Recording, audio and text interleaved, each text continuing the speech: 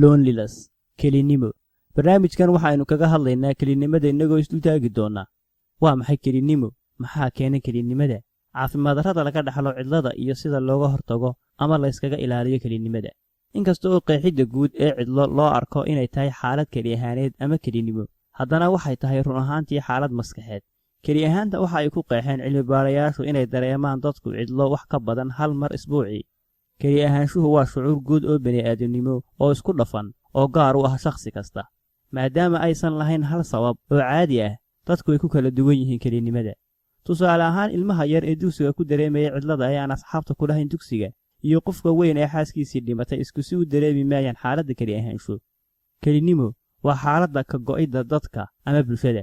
ma aha in qof kasta oo keligii meel jooga dareemaya cidlo ama kelinimo, laakiin qofku waxa uu dareemi karaa kelinimo xitaa iyadoo lagu hareeraysan yahay, taasoo ay keenayso su'aal isweydiinta qofka iyo waxa uu qofku ka dareemayo gudihiisa.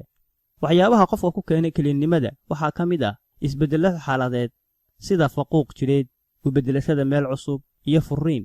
dhimashada qof muhiim u ah nolosha qofka ayaa iyana horseedi karta dareen kelinimo. intaa waxa sii dheer, waxay astaan u noqon kartaa cillad nafsi sida niyad-jab. kelinimada ayaa sidoo kale loo aanayn karaa arrimo gudaha ah sida isku kalsooni la'aan uu qofku iska aaminsan yahay ama tixgelin la'aan uu dadka kale ka aaminsan yahay, taasoo u horseedi karta go'doon iyo kelinimo daba dheeraata. keli ahaantu waxa ay leedahay saamayn ballaadhan oo kala duwan xagga caafimaadka jidhka iyo maskaxdaba, sida isticmaalka maandooriyaha, wax ka beddelka shaqada maskaxda, kororka cudurrada maskaxda sida alzheimerska, dabeecad xumada, cudurrada wadnaha iyo faaligga, xusuusta iyo barashada oo yaraata, niyad-jab iyo isdil, heerarka walaaca iyo fikirka oo kordha, iyo go'aan qaadashada oo liidata. keli ahaanta ayaa sidoo kale carqaladaysa hawsami u socodka howlaha unugyada ee jidhka, taasoo qofka ku keenta gabow ama cimri degdeg. waxaynu halkan ku soo bandhigaynaa qaababka looga hortagi karo keli ahaanta.